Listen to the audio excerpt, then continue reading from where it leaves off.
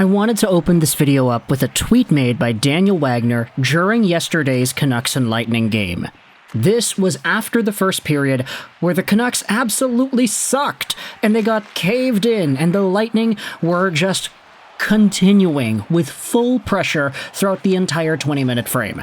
Artur Shilov's had the stand on his head, and the team was still losing. Tampa Bay already had the lead early on. This tweet was made by Daniel Wagner during that flurry. I'm not saying that Erik Brannstrom is the answer, but can he be any worse than the D-man the Canucks are currently sending out on the third pairing? And of course, he is referring here to the third pair of Derek Forbort and Noah Juulsen from yesterday. Before we dive into Brannstrom, I wanted to get into what we had seen out of that pairing. Honestly, it sucked. Like, seriously, Noah Juulsen, I don't really think he's an NHL defender. Like, I'm sorry, I like him as a player, I like his style, I like what he's capable of doing, I like it when he lays the boom boom on other guys. I even saw him at Minoru Arenas during the Richmond meetup for the Troy Stecher Foundation. I was there, I saw him, it was cool. But man, is he not a good NHL defenseman. His decision-making, his tangibles, his consistency, he fell down multiple times the first time it led to the Nikita Kucherov 1-0 goal.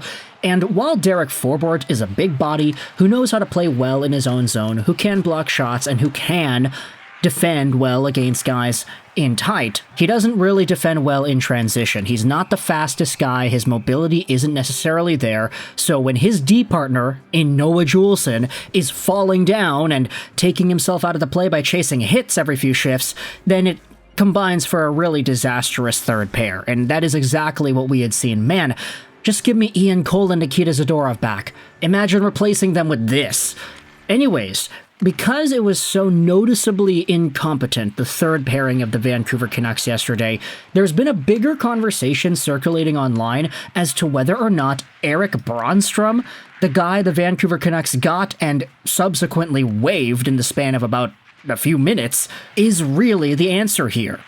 Because Erik Brannstrom, as it's been documented quite a lot over the past few days, was a former top pick who plays a lot less of that defensive, big boom boom, physical, shut down, in front of the net kind of guy. Erik Brannstrom is an offensive defenseman.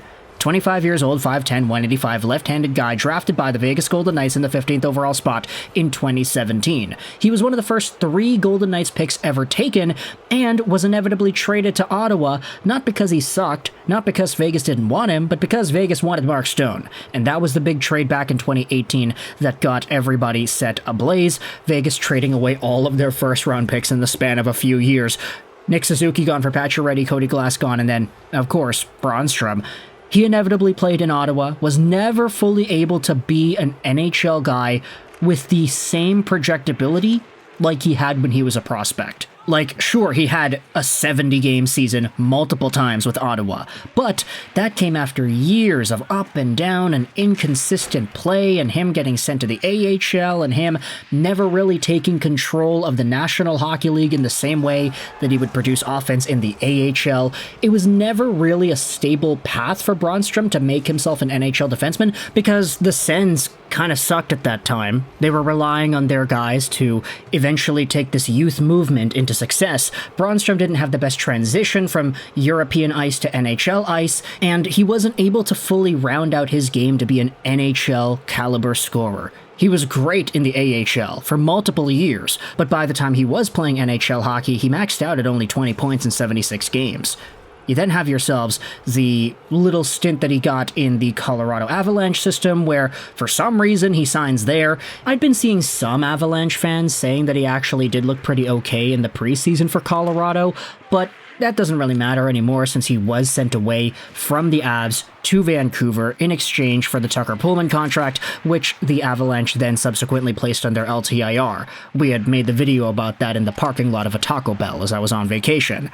Anyways, Erik Brannstrom is now in the Vancouver Canucks organization, and with the Abby Canucks, he's got 3 points in 2 games played. Hey, guess what? His offense is still there. It's still kicking, and he is still capable of generating offensive results. Now, whether or not this kind of a track record would translate to the NHL, who knows? He had 20 points last year on the gosh darn Sens. If he played an 82-game season with Vancouver, In a bottom pairing role nonetheless, who knows how many points Erik Brannstrom gets. But also the question is whether or not he'd be able to fully transition. This is where we go over onto an article published by Ben Kuzma yesterday, very properly timed as the article came out shortly before the Vancouver Canucks lost to the Lightning. Canucks, who is the real Brannstrom, a big bust or a late bloomer? Will the real Erik Brannstrom please stand up? I like the sound of that. Take a look at this. Pierre Dorion said of Brannstrom back in 2019, he is simply a dynamic talent who will be a major component of our future. He is undoubtedly the best prospect available at the trade deadline, and in addition to his talent, he is a natural-born leader. The article then talks about how Brannstrom's preseason saw him put up 1 assist in 4 games, and then the Vancouver Canucks came calling. Brannstrom was acquired by Vancouver, sent down on waivers immediately since they already had enough defensemen on the team, and then he started with Abbotsford since he had cleared. The article says here he has already raised eyebrows with the AHL affiliate in Abbotsford. In the club's season-opening victory, the left-shot blue liner made a seamless transition, set up a goal, and played at pace. He had 3 assists in his first 2 games. It's not also the first time his name has surfaced in this market as a possible trade play, because Brannstrom is a polarizing player. Some teams are smitten by his creative play with the puck, and others are turned off by an inability to play without it. To be fair, Brannstrom also battled several injuries, endured healthy scratches, and even played for the Senators' minor league AHL affiliate to gather his game. Maybe it's all about the present, the right place at the right time, and the right instruction might help reach his potential. Brannstrom had a short stay with the Avalanche because he didn't have a great training camp, struggled in the preseason, and couldn't win a third-pairing gig or a depth job, and the acquisition of John Ludwig sealed his fate as a trade chip. This is where Kuzma goes over the Patrick Allvin quotes. We talked about Brannstrom within our staff and his ability to move pucks and be a power play option. The competition we had and the makeup of our roster at the summer at that time, there wasn't really a fit there. But he's definitely a guy that our pro scouts see as an option for us, and we will continue to work with him. Hopefully he'll be a depth option for us and let young players grow their game in Abbotsford.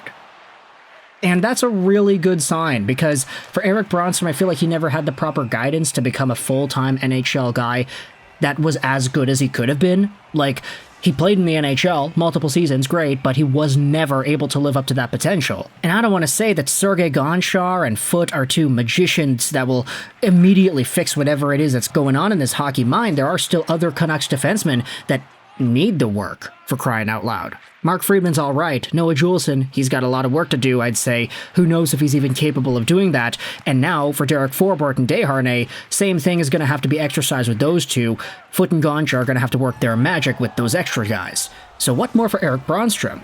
You could argue that because a guy like Sergei Gonchar, while he was bigger, he wasn't necessarily like a big boom-boom shutdown D like a Desharnais or a Forbort should be.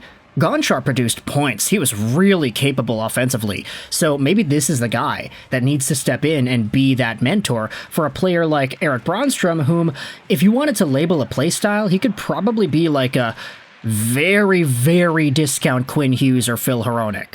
Very, very discount. He's just got to unlock it, and who knows, man? There are Swedes in the organization everywhere. Patrick Allvin, Henrik and Daniel Sedin, Elias Pettersson, Nils Höglander, and everybody in between. So for Brannstrom, there might be an easier transition to do that in Vancouver compared to any of the other organizations he was with. No disrespect, of course, to Alfredsson and all the other Swedes in Ottawa. So for Erik Brannstrom, for me personally, he's a guy that I'd actually like to see the Vancouver Canucks try out for at least a game or 2 just to see if he fits. He played NHL minutes the past 2 seasons, so he very well could be capable of doing this. And as Daniel Wagner said, there's no way he's any worse than Noah Juleson, right? Or at least Noah Juleson playing alongside of Derek Forbort, right? Anybody else, man, just like, I don't know, try Mark Friedman and Brannstrom. Play Brannstrom on his off wing, who knows? The guy's already making magic happen in the Abbotsford Canucks system. Let's see him try to do that in Vancouver, the main NHL team. Let me know your thoughts in the comment section below if you're a Sens fan or a Vegas fan or a Colorado Avalanche fan, I guess. What are your thoughts on Erik Brannstrom as a hockey player? What are your thoughts on him potentially being good enough to crack the Vancouver Canucks lineup in 2024-2025? Do you think it's a realistic idea? And should the Vancouver Canucks explore it? If you're a Canucks fan, what are your thoughts on this? Would you rather have him in the lineup instead of a guy like Forbort or Desharnais or whomever? Thoughts in the comment section below. I hope you enjoyed this video. And bye.